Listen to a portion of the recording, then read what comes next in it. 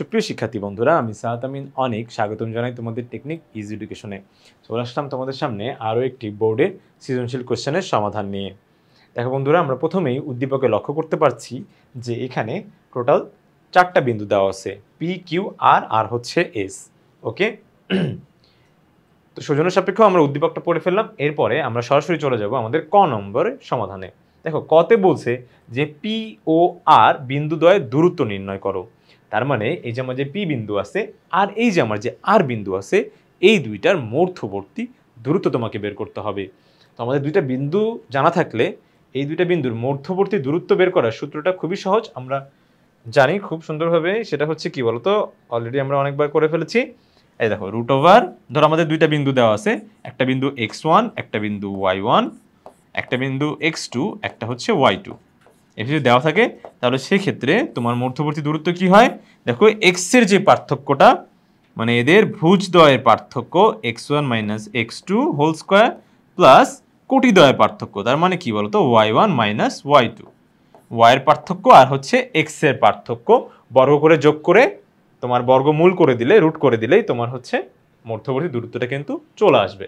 তাহলে সেক্ষেত্রে এইখানেও আমরা যদি এটাকে আমরা ধরলাম x1, এটাকে যদি ধরি y1, এটাকে x2, এটাকে যদি y2 ধরি, তাহলে দেখো এই অনুযায়ী যদি আমরা একটু কষ্ট করে হলেও আমরা যদি তোমার মানগুলো বসাই দিতে পারি, তাহলে সেক্ষেত্রে কিন্তু আমরা কাঙ্ক্ষিত উত্তর পেয়ে যাব। এই যে দেখো √20, এটাকে একবারে তুমি চাইলে ক্যালকুলেটরও দিতে পারো, অনেক ক্যালকুলেটরে তোমার 2√5 ডিরেক্টলি দেখাই দেবে। আবার যদি মনে করো যে না ভাই এটা কীভাবে আসলো একটু ম্যানুয়ালি দেখান, তাহলে দেখো তোমার এই 20কে 4 × 5 লেখা যায় না? 4 × 5 লেখা যায়? লেখা যায় কিন্তু, যে 4 × 5 = 20। এখন দেখো রুট যখন 4-এর উপর গিয়ে পড়বে, √4 মানে কি 2 না? √4 মানে কিন্তু 2। ওকে, তাহলে দেখো এটা 2 হয়ে গেল। আবার এই রুটটা যখন 5-এর উপর পড়বে তখন গিয়ে হয়ে যাবে কি বলতো, এই যে 5, √5। কারণ 5কে আসলে বর্গমূল করা যায় না ওইভাবে, দশমিক ছাড়া, দশমিক আনা ব্যতীত। এই 5 কিন্তু কোনো পূর্ণবর্গ সংখ্যা না। পূর্ণবর্গ সংখ্যা বলতে হচ্ছে কি, যে যেমন যে কোনো সংখ্যা যেটা হচ্ছে তোমার অপর একটা সংখ্যার বর্গ, অপর একটা সংখ্যার বর্গ করে আসছে। যেমন তোমার 4 সংখ্যাটা, 4 কার বর্গ বলো তো? 2 এর বর্গ 4, তাহলে 4 হচ্ছে একটা পূর্ণবর্গ সংখ্যা। তারপরে কি বলতো, তোমার হচ্ছে 9, 9 একটা পূর্ণবর্গ সংখ্যা। কারণ কি বলতো, 3 কে বর্গ করে এই 9টা আসছে, ঠিক আছে? কিন্তু 3 কিন্তু কোনো পূর্ণবর্গ সংখ্যা না, কারণ কোনো একটা সংখ্যাকে বর্গ করে তুমি 3 পাবে না। ওকে, তাহলে আশা করি পূর্ণবর্গ সংখ্যাটা আমরা বুঝতে পেরেছি, ঠিক আছে? এতটুকু ক্লিয়ার। আর হচ্ছে এটা তো জানো যে -4 এর বর্গ, কোনো ঋণাত্মক সংখ্যার পাওয়ার যদি তোমার জোর হয় তাহলে সেটা কখনো ঋণাত্মকতার আত্মপ্রকাশ পায় না, ওইটা প্লাস হয়ে যায়। এটা মাইনাস না থাকে না, ওটা প্লাস হয়ে যায়। আশা করি এটা হচ্ছে আমাদের ক্লিয়ার। এখন আমরা সরাসরি চলে যাব আমাদের খ নাম্বার কোয়েশ্চেনটাতে। খ নাম্বার কোয়েশ্চেনে যেটা বলছে যে পি কিউ আর এস চতুর্ভুজের সমান ক্ষেত্রফল বিশিষ্ট। তার মানে পি কিউ আর এস এই চতুর্ভুজটা মিলে যে ক্ষেত্রফল তৈরি করে, তার একই রকম ক্ষেত্রফল আরেকটা কি বর্গের আছে, ক্ষেত্রফল বিশিষ্ট বর্গ। তার মানে তুমি ধরো জমি কিনছো, দুইটা জমি কিনছো, দুইটা 3 শতকেরই জমি কিনছো, একই পরিমাণ জমি কিনছো, কিন্তু একটা দেখতে একটু তোমার ধরো একটু আয়তাকৃতির, আর একটা হচ্ছে তোমার একটু বর্গাকৃতির, হতে পারে না? কিন্তু দুইটাই কিন্তু 3 শতক জায়গা তোমার হচ্ছে নিয়ে থাকে ক্ষেত্রফলটা। ওকে, আচ্ছা, এটা কিন্তু হতেই পারে।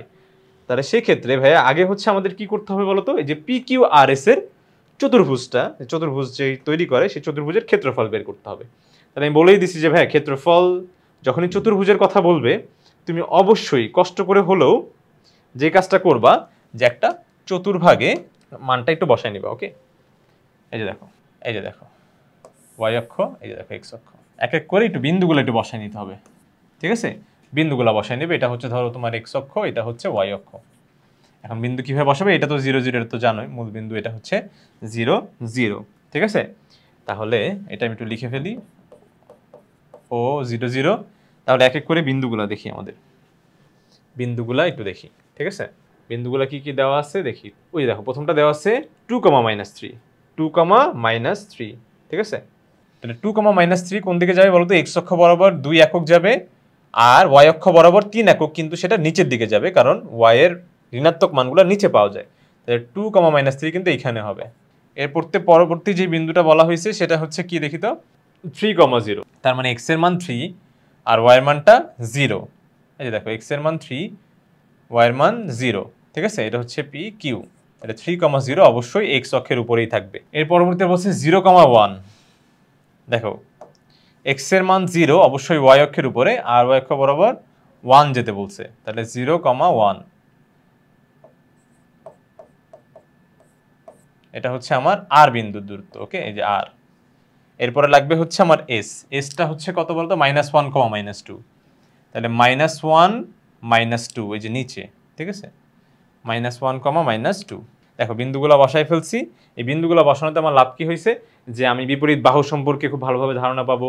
তারপর বিন্দুগুলো কিভাবে ঘড়ির কাঁটার তোমার হচ্ছে বিপরীত দিকে ঘুরতেছে এটা সম্পর্কেও কিন্তু স্পষ্ট ধারণা পাবো। স্পষ্ট ধারণা। এই দেখো বিন্দুগুলো যদি যোগ করে দেই তাহলে এই যে এইটা, এইটা, এইটা আর হচ্ছে যে এইটা, তাহলে এরকম। এটাও কিন্তু একটা চতুর্ভুজই। ওকে, কেউ কিন্তু আবার ত্রিভুজ ভেবো না, এটা একটা চতুর্ভুজ। এই চতুর্ভুজের এখন আমাদের কি করতে হবে বলতো? ক্ষেত্রফলটা বের করতে হবে। তাহলে ক্ষেত্রফল যদি বিন্দু দিয়ে বের করতে হয় তাহলে অবশ্যই ঘড়ি কাঁটার বিপরীত দিকে ঘুরতে হবে।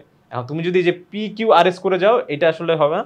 তোমাকে করতে হবে কি বলতো? যে দেখো আর এস পি কিউ তারপর আবার আর। ওকে, এইভাবে কিন্তু তোমাকে ঘড়ি কাঁটা বিপরীত দিকে ঘুরতে হবে। কেউ যদি মনে করে যে না আমি হচ্ছে যেভাবে যাব পি কিউ আর এস, সে সেটাও করতে পারে, আসলে অ্যাকচুয়ালি সেটাও করতে পারে। কিন্তু অ্যাকচুয়ালি আমার কাছে মনে হচ্ছে যে আমি যদি এইভাবে ঘুরি তাহলে ব্যাপারটা একটু স্পষ্ট এবং সুন্দর দেখায়। তাহলে সেক্ষেত্রে আমি হচ্ছে ক্ষেত্রফল বের করব আর এস পি কিউ এর ক্ষেত্রফল। তাহলে প্রথমে আমার কি করতে হবে? হাফ দিতে হবে। হাফ দিয়ে তোমার হচ্ছে নির্ণায়ক, তারপরে কি বলতো? যে আর বিন্দু 0,1, এস বিন্দু -1, -2, তারপরে পি বিন্দু 2, -3, 3,0, তারপরে যেই বিন্দু থেকে শুরু করছি সেই বিন্দুতে ফিরে আসতে হবে, নাহলে কিন্তু আমরা চতুর্ভুজটা পাবো না। এই দেখো এই আর থেকে এসে আসলাম, এস থেকে পিতে, তারপরে কিউতে গিয়ে থেমে যাব না। এই যে দেখো আবার কিউ থেকে আরে চলে যেতে হবে কিন্তু, তাহলেই তুমি চতুর্ভুজটা পাচ্ছ। এই যে দেখো, এই যে, ঠিক আছে? আশা করি এটা ক্লিয়ার। এখন হচ্ছে আমাদের কি বলতো? ওই যে আমরা যে গল্পটা শিখছি যে জীবনে একে একে যদি ব্যর্থতাও আসে তাহলে আমরা থেমে থাকলে কিন্তু আমাদের চলবে না। আমাদের কি করতে হবে? একটু থেমে যেভাবেই হোক কামব্যাক দিয়ে দিতে হবে সফলতা। তাহলে এই যে ব্যর্থতার গ্রাফটা কি জীবনের এইভাবে যাবে। এই যে দেখো এইভাবে। তাহলে প্রথমে আসতেছে হচ্ছে কি 0 - 2 করলে 0, মানে এভাবে প্রথমে আর গুণ করতে হবে। তারপরে কি এই যে দেখো এটা আসবে -এ +3, এইটা 0, এইটা আবার 3। এরপর একটু মাইনাস, মানে একটু পজ নিয়ে এরপরে আমি চেষ্টা করবো কামব্যাক দেওয়ার, একে একে আমার জীবনের কামব্যাক। এই যে দেখো -1 দেখছো উপরে উপরে, হ্যাঁ উপরে। তারপর কি -2 × 4, এরপরে কি -9, এরপরে আবার একটা 0। এই যে সফলতা এবং ব্যর্থতার গল্প। প্রথমে যেটা ব্যর্থতা দিয়ে শুরু হয়েছিল তার মানে ডাউনফল, এভাবে ভাবে গুণ, তারপর একটু মাইনাস দিয়ে, তারপর কি বলতো? এই যে সফলতা, মানে যে এইভাবে আমাদের একটু গুণ টুন করে নিয়ে এটা কত হচ্ছে বলতো? 6 মাইনাস এটা হচ্ছে তোমার -10 হচ্ছে -14, তাই তো? -14, তাহলে মাইনাস মাইনাস বাদ, তাহলে 6 আর 14 -এ প্লাস হয়ে যাবে, তাহলে হাফ ইন্টু 20, তার মানে 10 বর্গ একক। তাহলে চতুর্ভুজের ক্ষেত্রফল আসছে 10 বর্গ একক। তাহলে এই যে তোমার চতুর্ভুজের ক্ষেত্রফল যা, একটা বর্গের ক্ষেত্রফল কি তাই। মানে তোমার দুইটা জমি দেখতে দুই রকম কিন্তু একই পরিমাণ আসলে জমি, ঠিক আছে? হতেই পারে এরকম, কিন্তু হতেই পারে। তাহলে অতএব বর্গের ক্ষেত্রফল, অতএব বর্গের ক্ষেত্রফল, বর্গের ক্ষেত্রফল কি হবে বলতো? এই যে এইটাই হবে, তাই তো? এই যে এত চতুর্ভুজের ক্ষেত্রফল যা, বর্গের ক্ষেত্রফল কি তাই, বর্গ একক। এখন আমাকে জানতে চাইছে হচ্ছে কি যে বর্গের কর্ণ কত, না বর্গের, এই যে বর্গের কর্ণের দৈর্ঘ্য নির্ণয় করো। ক্ষেত্রফল বের করে ফেলছি, এখন হচ্ছে কর্ণের দৈর্ঘ্য লাগবে। আচ্ছা, তাহলে এখন তোমাকে দেখো বর্গের যদি ক্ষেত্রফল এত হয় তাহলে বর্গের একটা বাহু যদি এ হয়, বর্গের মনে করি বর্গের একটি বাহু, মানে একটা বাহু যদি এ হয়, হতে পারে না একটা বাহু এ ধরে নিলাম যে এ, ঠিক আছে? এ একক। তাহলে আমরা তো জানি যে বর্গের ক্ষেত্রফল কিভাবে বের করে? বাহু গুণ বাহু, মানে এ স্কয়ার। তাহলে অতএব এই যে এ স্কয়ার ইকুয়ালস টু কি হয় বলতো? যে 10 না?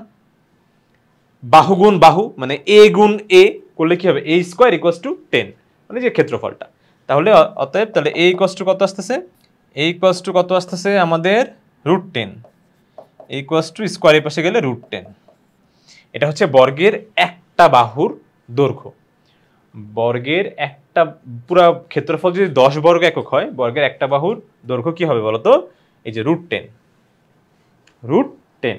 ঠিক আছে, এখন যে কাজটা করতে হবে তোমাকে, যেই কাজটা করতে হবে সেটা হচ্ছে একটু লক্ষ্য করে দেখো যে বর্গের কর্ণের দৈর্ঘ্য।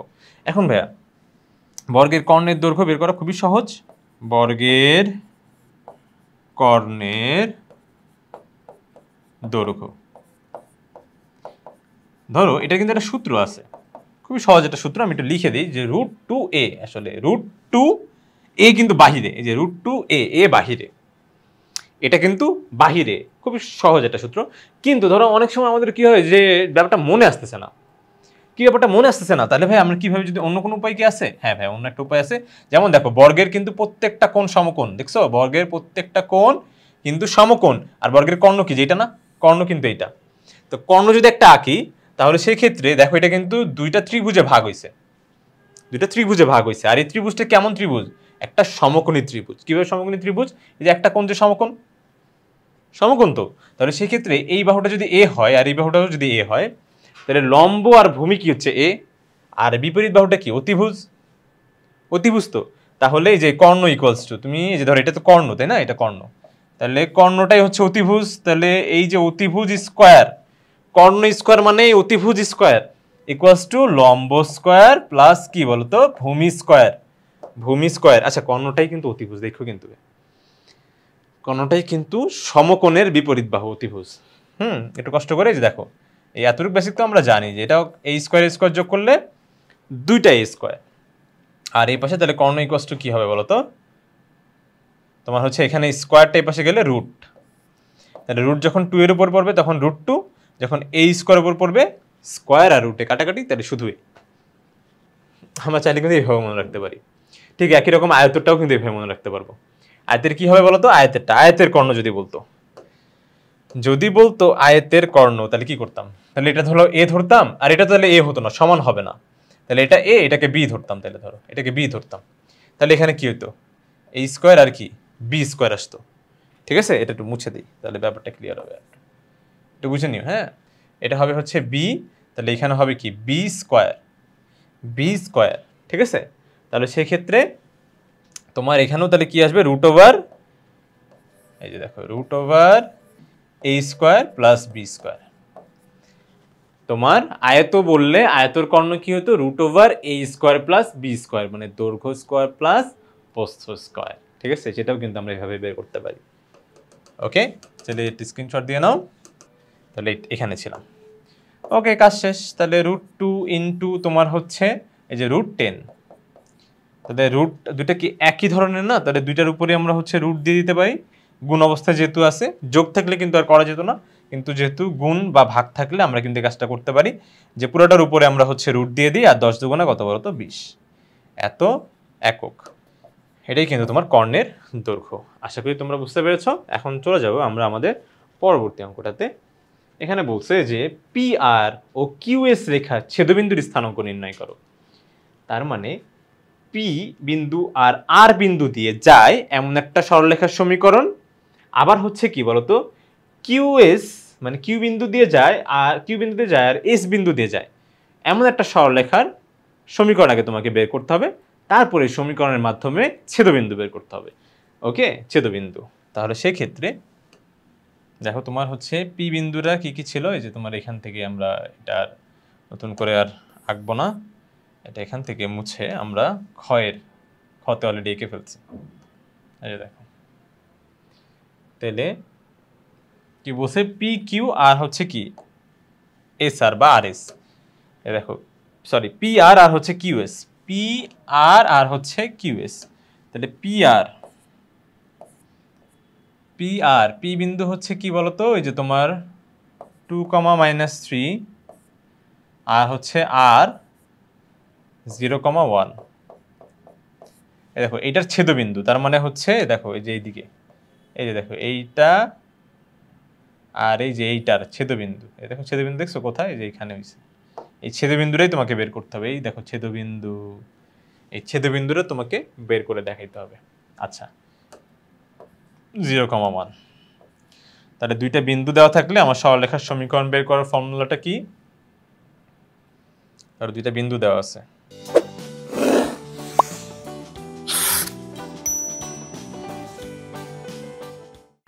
তাহলে পি কিউ সমীকরণ। আচ্ছা সরলরেখার সমীকরণ বের করার ফর্মুলা হচ্ছে y minus y1 y1 minus y2 is equals to x minus x1 x1 minus x2।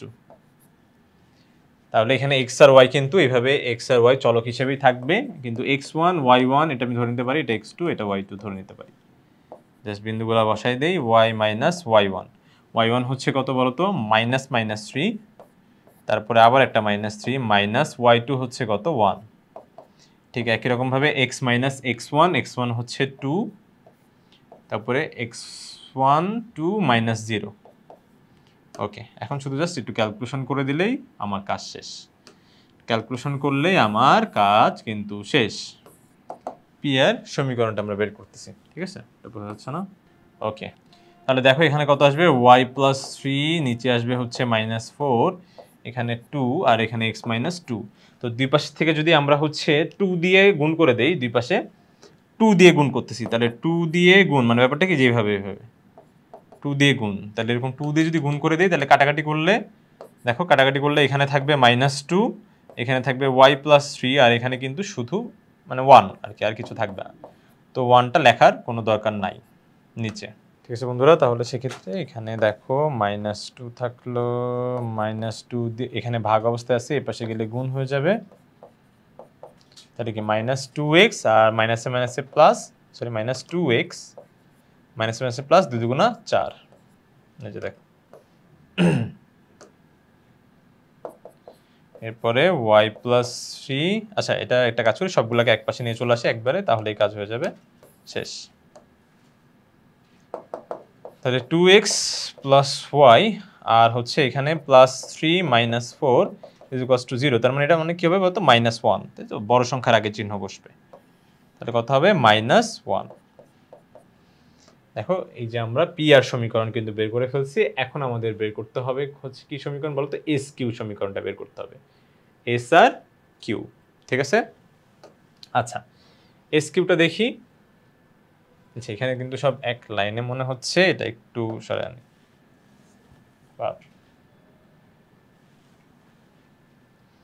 আচ্ছা পি কিউ সমীকরণ ঠিক একই রকম ভাবে আমরা এখন এস কিউ সমীকরণ বের করব। তাহলে এস বিন্দুটা হচ্ছে, এই যে দেখো এস বিন্দু এখানে লিখে দিচ্ছি, -1, -2 আর হচ্ছে কিউ, কিউ হচ্ছে কি 3, 0, এস কিউ। পি আর বের করলাম, এখন এস কিউ বের করব। তাহলে সমীকরণ বের করার সূত্রটা আগে লিখে ফেলি, y minus y1 y1 minus y2 is equals to x minus x1 x1 minus x2। ওকে, এখন হচ্ছে আমি জাস্ট এস কিউ সমীকরণ বের করব। তাহলে এস কিউ সমীকরণ কি হবে, y মাইনাস y1, তাহলে এটা হচ্ছে x1, এটা y1, এটা x2, এটা y2 ধরে নিতে পারি আমি। তাহলে y1 কত হচ্ছে তোমার -2 মাইনাস y1 হচ্ছে, আচ্ছা y1 তো লিখছি, তোমার y2 হচ্ছে 0, তাহলে খুব ভালো কথা। এরপর x মাইনাস x1 হচ্ছে এখানে -1, তাহলে এই যে -1 দিয়ে দিলাম, তারপর আবার একটা -1 দেওয়ার পরে -3। ওকে, এরপরে যে ব্যাপারটা হবে,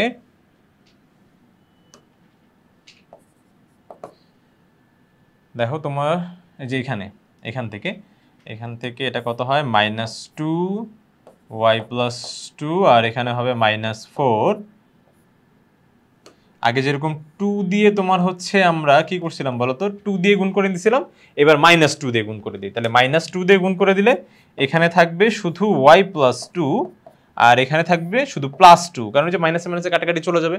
-2 দিয়ে গুণ করা বোঝাচ্ছে যে এইখানেও -2, এইখানেও হচ্ছে কি -2, তাই মাইনাসে মাইনাসে প্লাস, আর হচ্ছে এই যেটা কিন্তু বুঝো, এটা কিন্তু আবার কেমন আছে, এইখানে দেখাই ধরো যে এইখানে ধরো এটা -2 এইখানে গুণ করছি, তাহলে সেই ক্ষেত্রে দেখো মাইনাসে মাইনাসে প্লাস হয়ে যাচ্ছে, আর 4 আর 2 কাটাকাটি করলে 2, তাহলে এখানে থাকবে কি x + 1।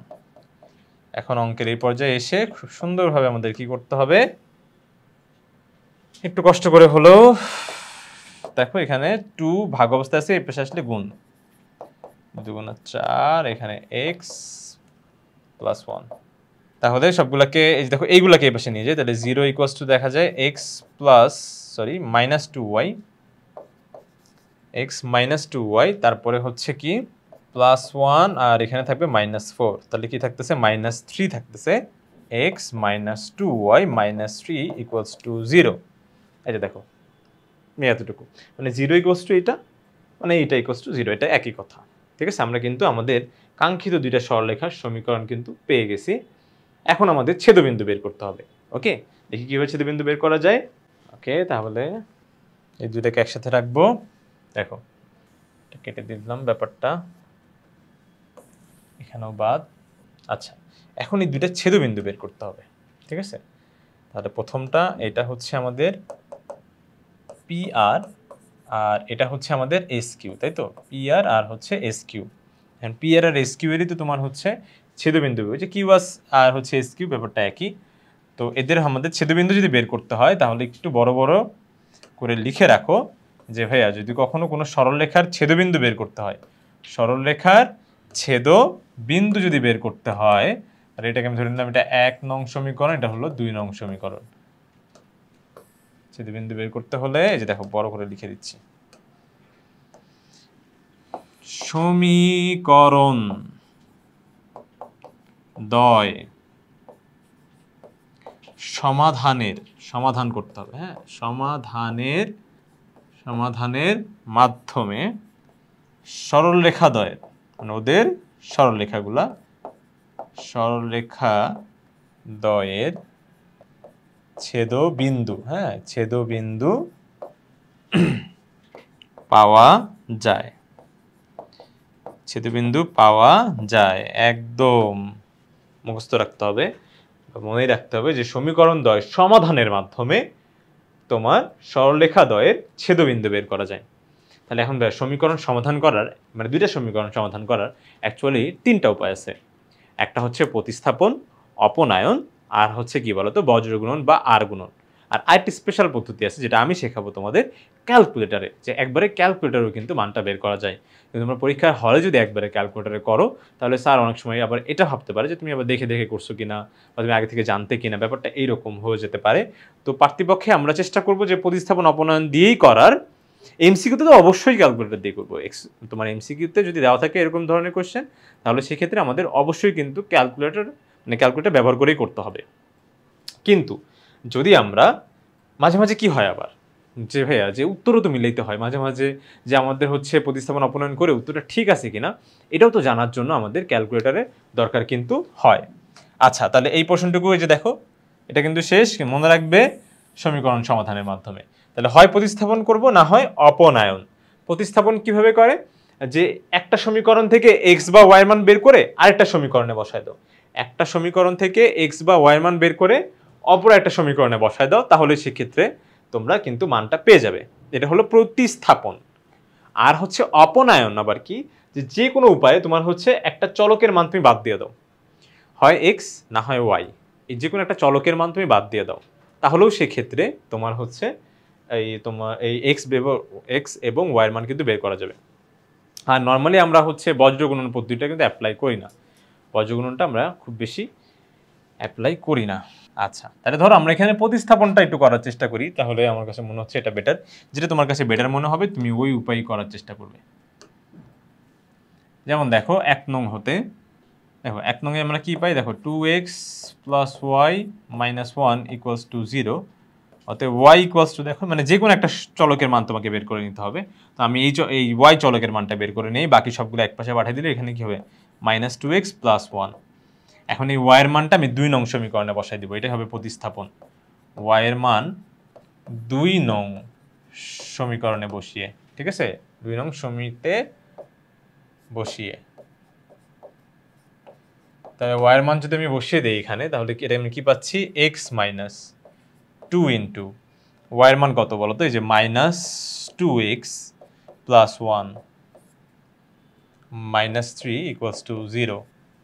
দেখছো, জাস্ট সমীকরণে যেখানে ওয়াই ছিল ওয়াই এর জায়গায় আমি -2x + 1 দিছি, মাইনাস 2 দুগুণা মাইনাস মাইনাসে প্লাস হয়ে যাবে, 2 দুগুণা 4 4x -2 -3, তাহলে এখানে 5x, আর দেখো এখানে -2, তাহলে -2 -3 -5, এই পাশে গেলে যেটা +5, অতএব x = কত 1।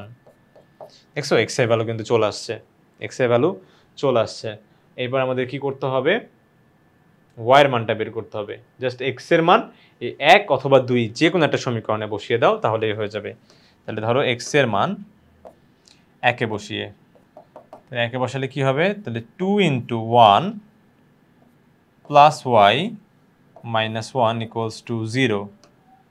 তাহলে 2 এর সাথে 1 যদি তুমি গুণ করো তাহলে এখানে আসবে 2, তাহলে 2 থেকে 1 গেলে 1 হবে, সেই 1টা যদি ওই পাশে চলে যায় তাহলে -1, y = -1। তাহলে ছেদবিন্দু কত আসলো, ছেদবিন্দুর ভুজের মান বা x এর মান হচ্ছে 1, আর হচ্ছে কোটি বা y এর মান হচ্ছে -1। তাহলে ছেদবিন্দু কত আসতেছে, PQ, এবং ওই যে SPQ বারবার বলতেছি, তোমার হচ্ছে PR এবং SQ এর ছেদবিন্দু, x এর মান 1, y এর মান -1। এটাই হচ্ছে কাঙ্ক্ষিত উত্তর। আমাদের কিন্তু ছেদবিন্দুটা আমরা পেয়ে গেছি, এটাই হচ্ছে অ্যান্সার। কিন্তু কথা হচ্ছে যে আমরা আরেকটা উপায় যেটা ক্যালকুলেটরে করতে হয় সেটাও কিন্তু আমরা এখন দেখতে যাচ্ছি। তাহলে এই ক্যালকুলেটর করতে হলে ভাই তোমাকে একটা জিনিস একটু মনে রাখতে হবে, যে সমীকরণগুলার দেখো চলকের মানগুলো একটু একপাশে থাকা লাগবে, চলকের মানগুলো থাকবে একপাশে, আর হচ্ছে এই যে তোমার ধ্রুবক যে মানগুলো আছে এই মানগুলো থাকবে একটু অন্য পাশে। মানে আমি এটা বোঝাতে চাচ্ছি, তোমার 2x + y এটাকে = তোমার হচ্ছে +1 কিন্তু লেখা যায়।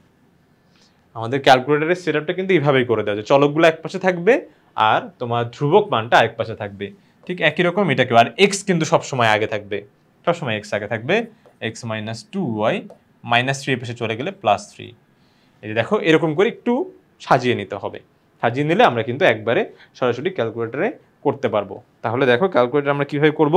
তো দেখো বন্ধুরা, এই যে আমরা ক্যালকুলেটরটা নিয়ে ফেলছি, এখন এখানে আমরা যে কাজটা করব সেটা হচ্ছে, এই দেখো প্রথমে এই দেখো আমাদের উপরে মোড লেখা আছে, মোড, ওকে তোমরা দেখতে পাচ্ছ আশা করি।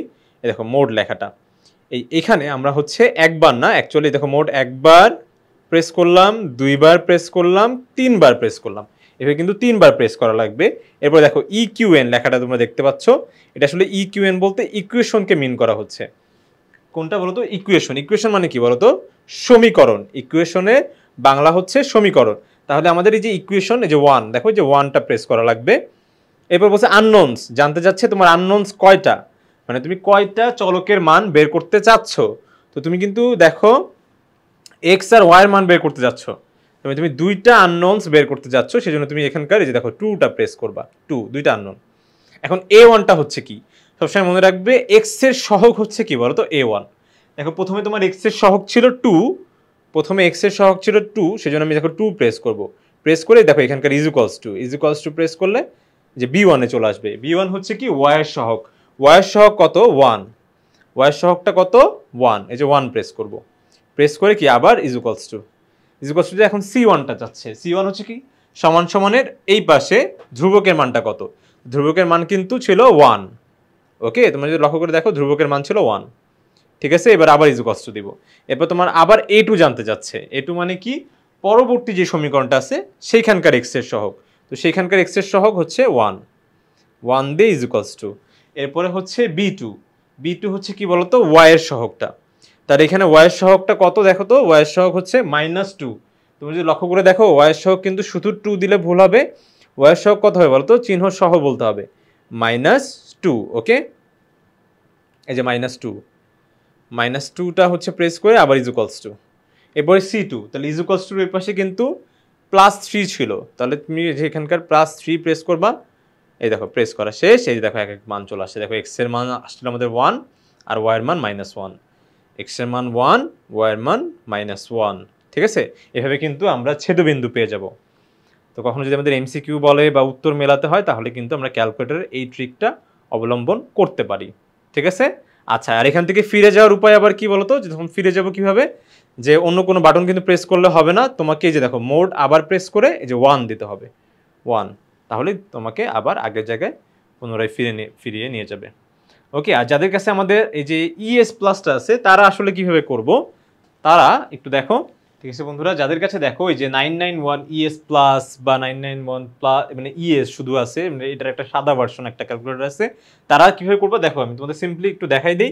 সেটা হচ্ছে তারা দেখো এই যে এখানকার যে মোডটা, এই যে দেখো এই আগের মতনই ওইটার মতনই যে মোড অপশনটা প্রেস করবে, প্রেস করলে তোমরা দেখবা যে 5 নাম্বারে গিয়ে দেখবা যে তোমাদের EQN এই লেখাটা আসছে। ওকে, EQN এই লেখাটা আসতেছে। তারপরে তুমি 5 নাম্বার প্রেস করার পরে 5 প্রেস করার পরে 1 নাম্বার স্টেপে কি বলো তো, এই যে তুমি মোডে প্রেস করবা, প্রথমে মোড প্রেস করলা, ঠিক আছে মোড। তারপরে 2 নাম্বারে তুমি কি বলো তো 5 নাম্বার অপশনটা সিলেক্ট করবা 5 EQN। তারপরে 3 নাম্বার তুমি কি করবা বলো তো, এই যে দেখো তোমার হচ্ছে এইভাবে একগুলো, এই যে 1 2 3 4 এরকম করে কিন্তু 4টা অপশন আসবে তোমার। সেখানে দেখবা যে একটার মধ্যে এইভাবে আছে, ধরো তোমার যে AX প্লাস তোমার হচ্ছে BY ইকুয়ালস টু CN এরকম টাইপ একটা হচ্ছে তোমার ইন্টারফেস আসবে। তুমি ওইটাকে সিলেক্ট করবা, এই যে 1 নাম্বার সিলেক্ট করবা। ওকে, 1 নাম্বারটা তুমি সিলেক্ট করবা, মানে 1 প্রেস করবা, জাস্ট এই যে দেখো এই ক্যালকুলেটরে যে 1টা তুমি প্রেস করবা, দ্যাটস ইট। তাহলে দেখবা যে তুমি তোমার এই যে ইকুয়েশন সলভের অপশনে তুমি চলে গেছো। সেখান থেকেও তুমি 2টা ইকুয়েশন কিন্তু সলভ করতে পারবা খুব ইজিলি।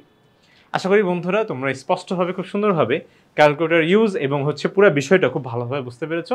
তো পরবর্তী ভিডিও দেখার জন্য আমন্ত্রণ জানিয়ে আজকে এখানে শেষ করছি। ধন্যবাদ, আসসালামু আলাইকুম।